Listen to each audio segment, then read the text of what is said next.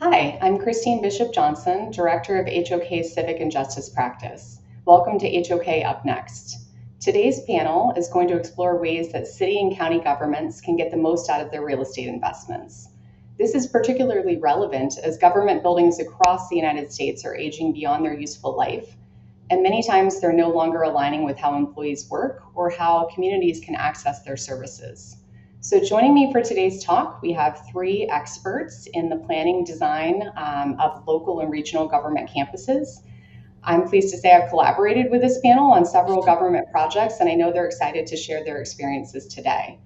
So jumping off, we have Ann Korst. Ann's an executive vice president with CBRE, and she leads the firm's Southeast government practice. She's in a role that's really helping her, helping state and city officials make real estate decisions at different scales. Phil Mays is with us as well. Phil is a principal with the real estate and investment development firm Roca Partners. Phil and his team are carving out a niche, turning these civic projects that we'll talk about today into catalysts for broader development. And then one of my colleagues, Stephen Burgos, he is the Director of Design Interiors for HOK's Miami studio, where he is leading design and planning for new government workplaces all across the state of Florida. So please welcome the panel today. As always, we encourage those of you that are watching live on LinkedIn, we want you to participate in this conversation. So as we're going through, drop your questions in the chat and we're going to try to work them into the conversation today. We have a lot that we want to cover, so we're just going to dive right in. Leanne, I'd love to start with you. In your role as a real estate consultant, what things do you look for when you're advising public officials and evaluating their property holdings? Like, what are some signals that it may be time for them to consolidate or expand or even renovate their assets? Sure. So thank you, Kristine. Pleasure to be here today. A lot of times, our clients, government clients, are cash poor and land rich. So they're looking to try and determine how they can utilize some maybe underdeveloped or underperforming owned assets and monetize them to help solve operational problems. So, as an example, a very well located city hall, maybe that is run down or is functionally obsolete. That city hall, though, may be located at the corner of Main and Main. And so they can capitalize on that real estate land holding and help use the monetization of that asset and development of the property in order to help fund some capital needs. So what kind of steps can they take when they're interested in doing that? Do they need to look at things like evaluating their building assets for how long their useful life is remaining? You know, what other things can they start to look at to make these evaluations? That is exactly right, Kristine. So, a lot of times our client thinks that if they don't have any debt on the asset, that it doesn't cost them anything to continue to occupy the building, which is just simply not the case. And in fact, sometimes it's more expensive because it's an older, inefficient building versus a newer, more efficient building. And when I say efficient, maybe both from an operating expense standpoint as well as capital improvement needs and space utilization. So when we get started, oftentimes we're building that business case in terms of spending significant public funds. In order to do so, you need to know that it's a wise investment. But a lot of times with the government buildings, they're 30, 40, 50 years old, and they were built at a time when, let's just use technology as an example. Technology 40 years ago, you didn't need the infrastructure that you do today. So one of the first things we do is take a look at the building condition. What's the deferred maintenance, both immediate, short-term, long-term? What kind of capital is needed to continue to occupy the building for the next 30 years, for example, versus building new? So when you calculate the deferred maintenance and then you add in the operating costs from ongoing operations such as utilities, janitorial, plumbing, etc., you put those all into a stay versus move financial model, and you have empirical data to help make that decision. We've done this for numerous clients, and just as an example, a new efficient building might operate at $10 a square foot versus a building that we analyzed recently for a city client, it was double that. So just by moving into a more efficient building, there's some operational savings. So it's not just the upfront cost of the new facility. You really have to take a deep dive into the existing facility and what your true occupancy costs are. I think that's a great point. I think some of the other things we're also seeing in these evaluations is, as you said, 30, 40, 50-year-old buildings, accessibility codes have changed. So they may not be compliant. Energy codes have changed. So once you start kind of touching things, it opens up this other box of issues that then requires additional investment to, bring the buildings up to par. And the same for the utilization of the buildings, right? So a lot of these buildings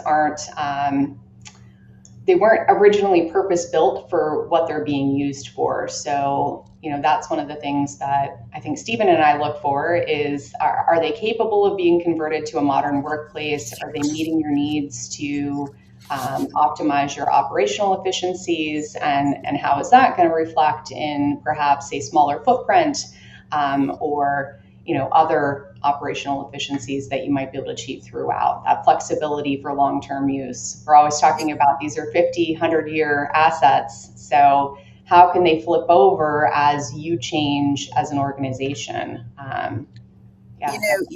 Utilization is interesting because most of our clients and organizations make do with what they have. And we have clients that are occupying everything from an old hotel to an old bungalow house to an old jail. And, these are working conditions that unfortunately some of our government employees have to, bear with. And the utilization, is poor because they're making do and it's inefficient between interdepartmental collaboration as well as citizen services. So once we are working with leaders of these local governments and they recognize there's an issue, what are some smart first steps for them? What advice would we give on getting them to a jumping off point to make a change? I think it's making that business case and having that empirical data I talked about earlier. So the facility condition assessment, the space utilization. We have a client right now that is currently occupying 550,000 square feet. When you apply a reasonable industry standard space utilization standard, they only need about 350,000 square feet. So looking at the efficiencies and utilization, the operating costs and the capital requirements all go into that stay versus move model that I mentioned earlier and result in fact-based decision making that, policymakers can then decide on. Yeah, and then from the design standpoint, I think that information helps us to start to craft what that program is, right? What are the kind of the space standards and metrics that we could then apply going through each department, right? Where are there inefficiencies? How can we streamline the program? Are there services and things that we could share within the building that can help, kind of squeeze that down and build in that flexibility? And probably most I would, importantly is that I, champion, right?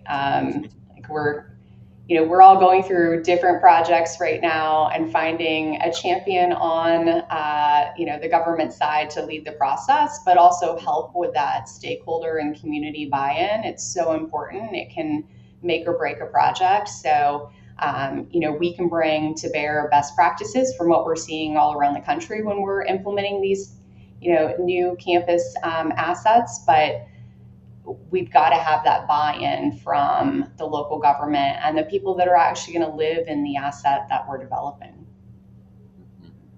that is absolutely imperative in order to really start the change, because it is a change. If you're going from hard wall offices to an open environment, for example, it's a big radical change. But Kristine, I do want to go back to one of your previous questions about smart first steps. And one of them is also, I just want to add this in, is location. And as if the facility was built 50 years ago, the population may have shifted. And one of the tools that we use is CBRE's location intelligence platform, and we'll map the weighted population center of a city or a county to really help inform where their future site should be located in order to service citizens conveniently. The other tool that we'll use is a population growth map. One of our clients said, "I really feel like this is a gut thing. I really feel like our population has shifted to the west." But they want to prove that out. So we looked at a population projection for the next 10 years to, again, help prove that gut check. And sure enough, the population projections did shift. So, in addition to what I talked about earlier, I do think that the location intelligence and whether or not the citizen services have moved is an important part of that process. That's a great point. So, all of these projects have some amount of, or most of them are taxpayer funded investments, right? So how do we define value today from that investment, using our own tax dollars to fund these facilities that are hopefully servicing our communities? How do we define that value today, and how have we seen that that's changed over the last decade or so? I think that first of all, citizen education about what's going on in the process is critical. To your point, it is taxpayer funded. It's public land, and so the public needs to understand the decision making, the rationale, the business case, the dollars and cents behind the process and the decisions. So it's extremely important for citizens to understand the why, the when, the how, and really, the mantra early and often in terms of communicating to the public is critical. I think that's a great point. And what we've done in some of our recent projects, like with the group here on the call today, we had community stakeholder events where we were able to discuss the project, go into the details, get feedback. What is it that you want to see in this project? How can we make the project more accessible and welcoming and inviting? What could we do from design standpoint to make the transaction between citizen and government more efficient? And then all that gets rolled into our programming exercise and those kind of initial space planning and design exercises. How are we baking in that flexibility, right? So that this investment is going to truly last 30, 40, 50 years. And as cities evolve or governments evolve and change and populations grow, that you're not growing out of that building too early. How can we bake in flexibility through smart building blocks, right? We're standardizing office and workstation sizes. We're sharing those meeting and collaboration spaces, and we're thinking about amenities in a way that are not just for the employees, but could be a shared resource for the community, such as spaces for community events and meeting and other activities that may be going on around the campus. We really are thinking about these spaces as anchors to the community. They're not just a 9 to 5 building. They really need to transcend morning to evening to weekends, and that's what this team is doing on several projects. I'd love to hear. I've been speaking from government perspective because that's who I represent, but especially on the community feedback piece of it, I'd love to hear from Phil, because once a developer is selected, it doesn't stop once the developer is selected. That's really when it begins, even in earnest more. And I'd love to hear from Phil, his perspective on that. Thanks, Leanne, and is nice to be here and talk on this matter. It's what we live every day, as you know. We've almost, I'd say, by accident, become experts in government campus redevelopment and development. I have a background in government, which is I think how we first started looking at the items and how we meshed with some local governments having experience in that. I think from our perspective, we look at it in a lot of different ways. Obviously you can have the local, whether it's a county or city, the local government realize that it needs needs, let's say, a new city hall or a county administration building or different government buildings.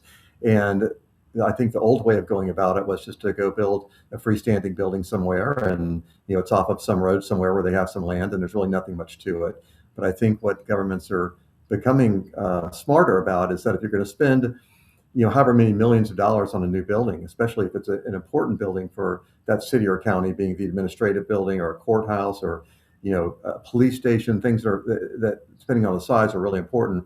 Why not activate the land around that as well, so that the however many millions of dollars are spent on that building don't just become an isolated expenditure, but can become an anchor to a much more valuable and interesting environment for that community and for the people that live there. And for instance, if it's a new city hall, why not have that in a location where it can spur other economic growth and have other value to the city versus setting it out somewhere just because you have some land somewhere. And I think we're seeing cities get really smart about that. I think they initially engage people like CBRE to run a process for them. We get engaged sometimes. I won't say engaged, we don't go in on a contract, but we get called quite a bit to also take a look from a practical standpoint up front, what may and may not be able to be done with the local government's property, and what a new campus that also spurs private investment and private, types of uses, whether it be housing or retail or hotel or a mix of all of it, ideally, into a mixed use environment. But I think the real shift now is to use the investments that governments are putting into these major buildings to make an environment that allows for private economic development and to increase the tax base and the quality, most importantly, the quality of life for the community there. And I will say that it is a very arduous path forward. It's not like a private, we do a lot of work for private companies as well, where the board will approve a headquarters building or whatever they need, and we hire an architect, general contractor, and go at it. Obviously, government's very different. There's different pressures. And I think as a developer, you have to understand the pressures that the government is under, the elected people are under, the staff, and it's a different set of criteria than the private sector uses. On the government sector, the number one thing the government provides is services to the community. In a private type of deal, they're really just looking at the balance sheet and bottom line and how can they do what they want to do the most efficiently without they're not servicing a wider community. And that's, I think, the real difference. And I think you have to understand the pressures of elected people coming in and out of office and how that works and working with them and those pressures. But I do think that the this type of reimagining of government campuses and this type of development is here to stay, and that the local governments out there that want to really promote the investment they're going to already make, are taking this path. And Phil, what kind of other uses are you seeing in these new complexes where the city hall or the government building is anchoring the campus? Is it restaurants? Is it multi-use? From a housing perspective, what do you think is the draw? What are you hearing from communities that you're working with? Right, and I think the communities always want a really vibrant type of mixed use environment. So the question is, as a developer, how can we create that and not really not do it in a way that's not what they're looking for? I mean, you have to get, if it's a new city hall or a government building, and it's a significant building for that community, you really have to find a way to go ahead and develop immediately around that building. We can have a green space and pavilion, and in front, and then what's all the development around that look like? And I mean immediate development, because you have to create people in the atmosphere. And so the desires are, I think food and beverage is always a great, and I mean multiple food and beverage, small, compact, allowing for different community, players and small businesses to get in there, because that really is the flavor of the community, is what their local businesses or restaurants and places like that are. So I think F&B is always super important. Obviously, multifamily is important because that gets your 24/7 activation of people there. So you're going to need people there all the time for that ecosystem to work of retail and food and beverage. And then obviously, hotel and office, comes with that. And then you have your ecosystem, but it needs to be pretty compact in as far as land. It can't be spread out. It needs to filter off of the main investment, which in, say, this case would be the major government building. No, I think you're And right. Chris, This is probably where things are headed, and just the lively nature of transforming a building that is typically a 9 to 5 and having the economic boost surrounding it that activates that community. I mean, that's a win-win for the people that are visiting that building, the people that are working there, and the community as a whole. So, really interesting concept that hopefully we'll see more developments like this coming in the future. Yeah, and I would say too, just last, like the partnerships, I think between the consultants, which like would be CBRE, HOK, the architect, and the developer with that local government is critical. I mean, they all have to work together. And I'll say as an example, I'm sitting in the city manager's conference room right now doing this call. Are you really? Yeah. And he's literally next door. But you have to have that type of relationship and closeness to be able to, and respect and working, and working acumen with each other to make these things work. They're not simple. Definitely trusted advisors. That's what I think we all aim to be when we're working with these local governments and bringing to bear all of the experiences that we have to make the project the best that it can be achieved for them. Well, with that, let's move on a little bit. Let's talk about there's a synergy that at least Stephen and I talk about. We bat back and forth quite a bit on government and commercial real estate. You wouldn't think that there are commonalities, but people want to work in a modern environment. Our workforce age is changing. The expectations of staff are changing, and the people that are visiting these buildings expect something different. So, what can we learn, Stephen, from our commercial real estate friends? What lessons can we bring to city and county governments? Yeah, I think sometimes we forget to realize that these facilities are places where our officials are conducting the work of the people. They are also in the war for talent. So, having facilities that are modern, have the right technology, have the spaces that they need to conduct their business for us in an efficient manner is really paramount. Leanne mentioned earlier, right?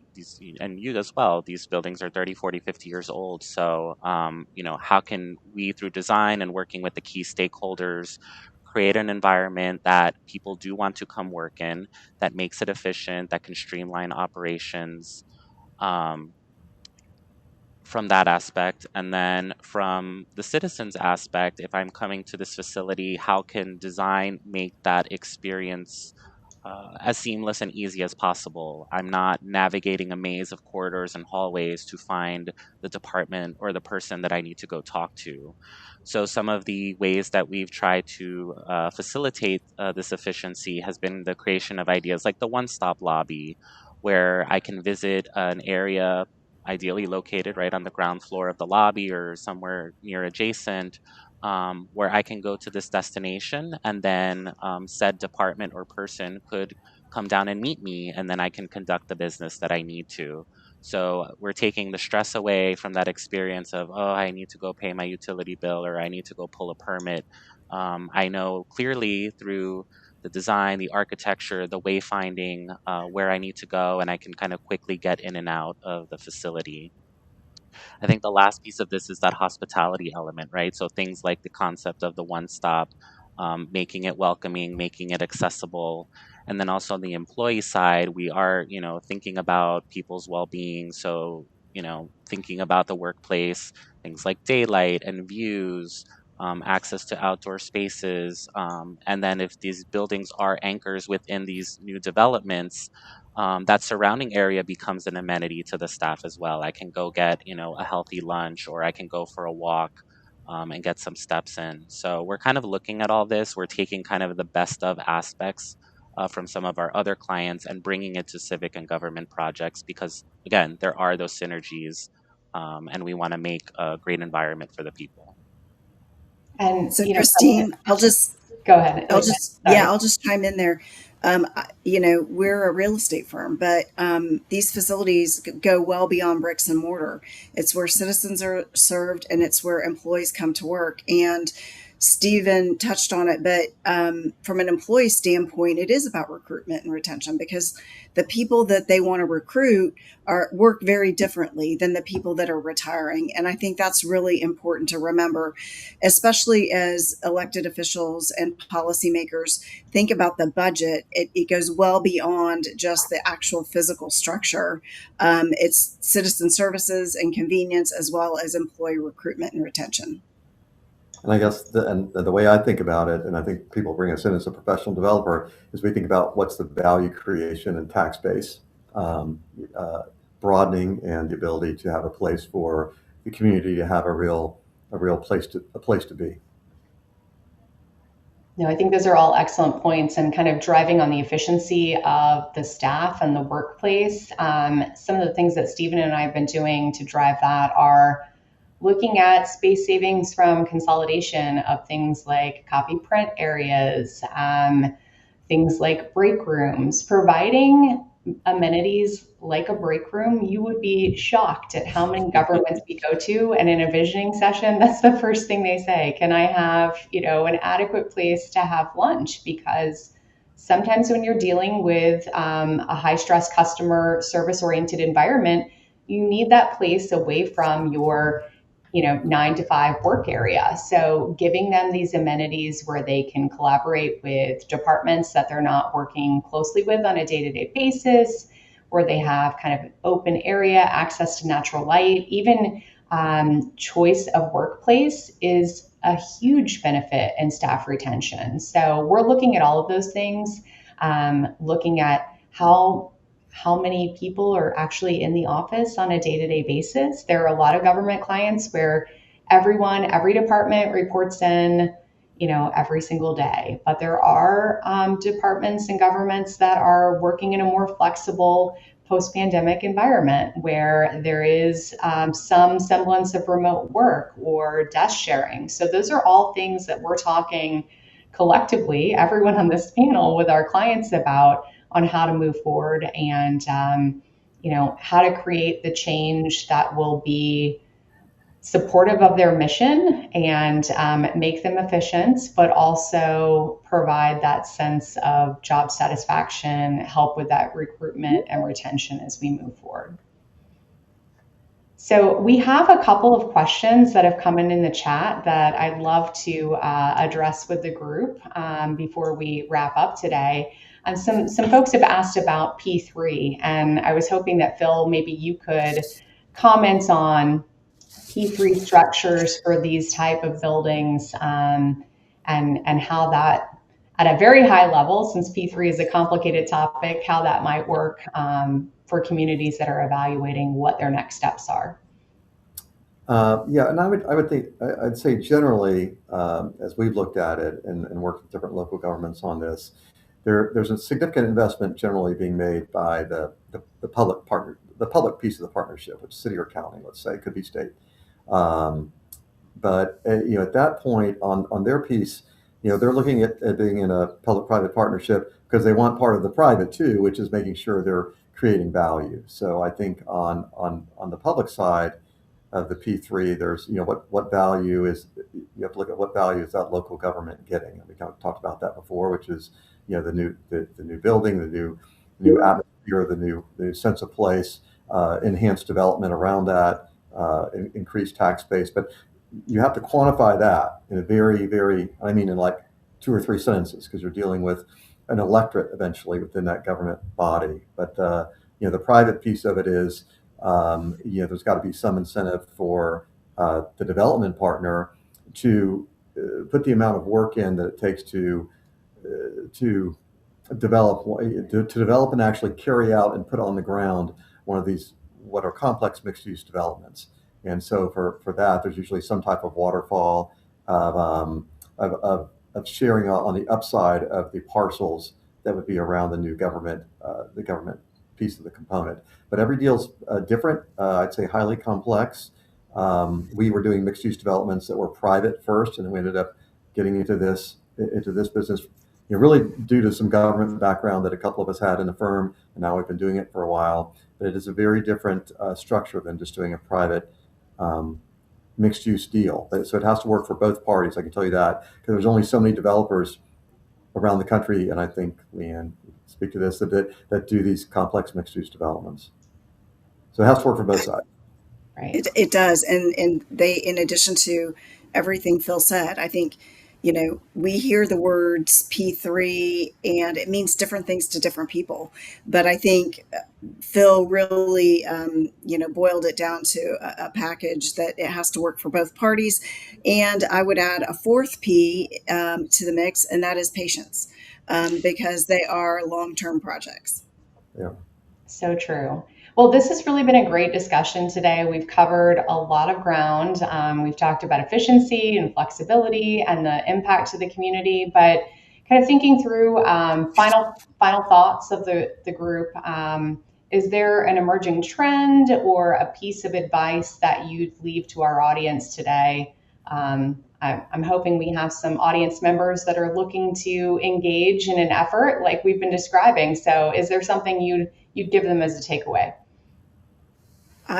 One of the trends I'm seeing is that we used to sell a lot of surplus property, and our government clients said, I want to sell it and I want to get it back on the tax rolls in a fee simple manner. And I've seen a shift where, especially in where land is scarce, Miami, we have clients that have us actively searching for assemblages so that they can buy property and control the use, take it to market, and really have some community benefits. So whereas we used to sell surplus property, we are helping our government clients acquire a lot of property now so that they can further those goals that Phil mentioned earlier. I would say that, for the local, the government clients or the government, components of it, if you're going to spend a lot of money on government facilities, make it work for you and your people and your tax base, and platform off of it. Don't do it in isolation. And I'm excited to be helping our local governments kind of catch up with their workplace trends and standards and create these really great environments for the people that are serving us every day in our communities. So look forward to it. Well, thank you all for being here today. I think we'll wrap up now. I want to remind everyone in the audience that the video of this conversation is going to remain on LinkedIn, so you can watch it in full. We encourage you to continue to leave questions in the chat. We'll try to respond soon, and we hope that this discussion really sparks further consideration how you might be able to deploy something like a consolidated campus solution in your own community. Again, want to thank everyone on the panel. Thank you for watching, and hope you all have a great day.